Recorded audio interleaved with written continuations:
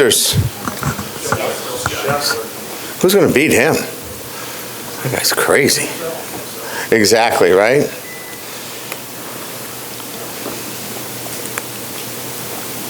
Okay. We're past the midway point in our spring preparation, and it's really been, for me, much more about how we prepare, how we practice, more so, and I mentioned this to you the last time we were together, than try to figure out who's first and second team.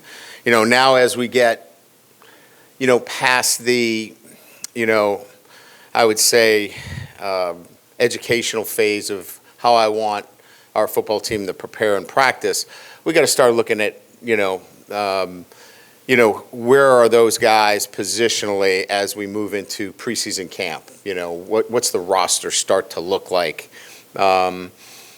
Because, now we have an eye towards, preseason camp. So these next 7 practices now will be scripted a little bit differently relative to reps and who's going to take, what role within the offense and defensive structure. So we'll kind of shift gears here over the next, 7 practices leading into the spring game. So it's kind of where we are.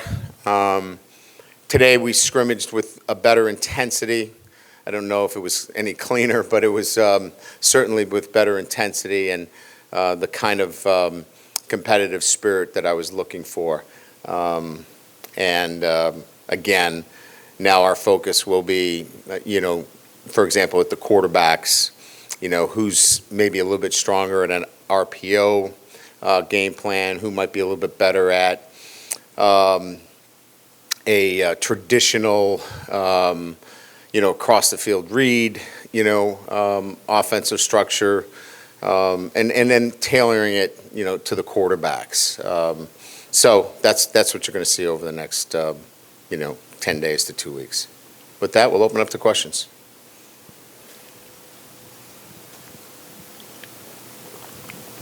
Just when it comes to those quarterbacks, what are your thoughts on what you've seen from them for the first half of spring ball? I think each one has some different traits and characteristics. They all can play here. They all are not going to be able to play at the same time. So we're going to have some difficult choices to make. But each one of them has some different characteristics that kind of allude to what I mentioned in terms of I think each guy can do some things differently, and we're going to have to be putting together the offense to highlight their skill set. So it's been fun. It's been interesting to learn a little bit more about them. And then it'll be our job to get the best out of them and tailor the offense accordingly to what their skill set is. Coach, over here on the right, front right, Buddy Sanji, CBS Sports Radio. Yeah, buddy. John Emery, we hadn't seen him in a game in Yeah. a year and a half. He looks physically as well as he's been. Yep. Could you talk about him, running back by committee? And secondly, quarterbacks look like you put a little more pressure on them. Are you happy with the way they're doing the little things, including getting rid of the football quick enough? Yeah, so John, it's really about, John being in a better place mentally than it is physically. I think he's not as distracted. He's focused on what's most important, and what is most important is his academics and football. And I'm really proud of the progress that he's made since my short time here, and making that happen. And I think I think we're going to see him play for us this fall because of that. And that's all on him, right? He had to make that decision, and good for him. As it relates to the quarterbacks, we wanted to put them in pressure situations today because we clearly wanted to, see some of those things in terms of, how are they processing? Is the ball coming out on time? Are they guys that can handle pressure? And the one thing that they do really well, especially the veteran guys, they handle it very well. They see it. They know how to check protections. And I think more than anything else, and Joe does a really good job of, he doesn't put these kids in a position until they're ready to protect themselves. In other words, slide the protection, check the protection, know where their hots are, and they'll be prepared for that. And I think we saw a pretty good indication of it. Seems like, you've been mixing and matching on the offensive line a good bit, just trying stuff out. Yeah. I guess, how has that been going? How are you feeling about that offensive line so far? I think some pieces are starting to, come together there. We moved Campbell, to the left tackle position. I think he's done a really nice job there. It gives us a little bit more flexibility moving, now you've got, Dummerville and a Wire, to kind of tag team. And so, with Dellinger coming back, he gives us now some flexibility. Now we can move him inside.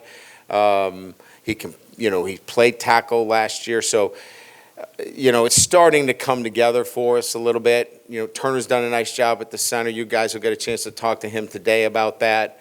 We wanted to make him available primarily because of that, because that offensive line is, starting to, show kind of a little bit of consistency in terms of the guys that we're rolling out there. So again, it's early, we're 7-8 practices into it, but we are starting to see a little bit of consistency there. And I think it started when we decided to put the young guy at the left tackle position, and things kind of fell into place from there. Can you talk about what you've seen from the secondary throughout spring? And secondly, Joe Fouché and Greg Brooks, what have they brought to this unit just as SEC starters and the experience that they have? Yeah, I'd say first and foremost, really good communicators, good leaders, and physical. I think that's what they bring immediately. There's going to be both those guys are athletic. They're going to be around the football. They're going to arrive with a bad attitude when it comes to, the collisions. And like you mentioned, they're veteran players. So, immediately you get older, and you get, guys that have played a lot of football on your defense when you add those two guys. Hey, Coach, Billy Ambati with On3. With Will Campbell, he's out there on the edge playing against guys like B.J. Ojulari and Ali Gay. What are the traits that really stand out about his ability to hold up against those guys so far as a true freshman? Emotional maturity. Generally, you come in as a freshman, you don't know where their maturity level is emotionally. If they get beat on a play, how do they come back the next play? Is it going to affect them? He moves on to the next play.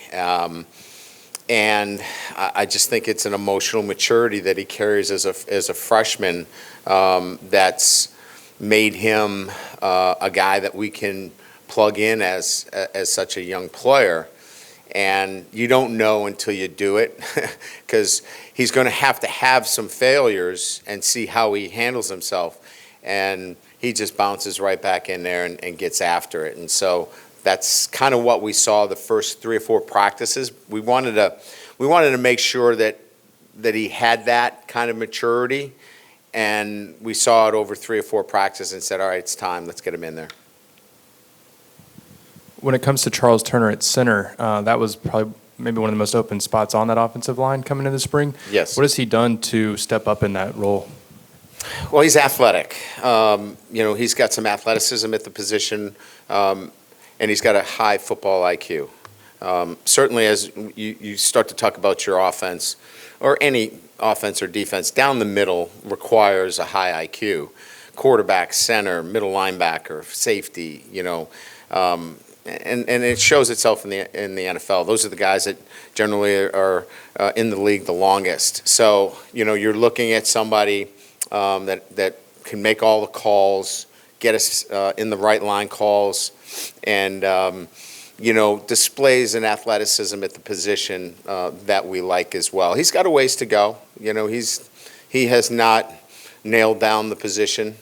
He's going to get some push. When Marlon gets back, he's coming back from an injury, and he played last year. So, you've got to have competition at the position. But he's done a really nice job, and he should be commended for it. And he's learning through some things. We were in a 2-minute drill the other day, and, that sped up for him a little bit for the first time, but that's the first time experience for him too. So there's some learning curve there for him, but we like where he is right now.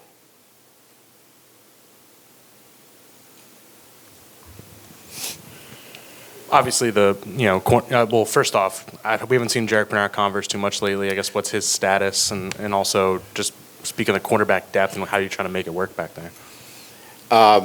Yeah, he had a Jones fracture of his foot. We repaired it, and he's doing terrific. He's on pace to be back, for our June training. And so we feel really good about where he's going to be. We don't have any, concerns about that being a lingering situation.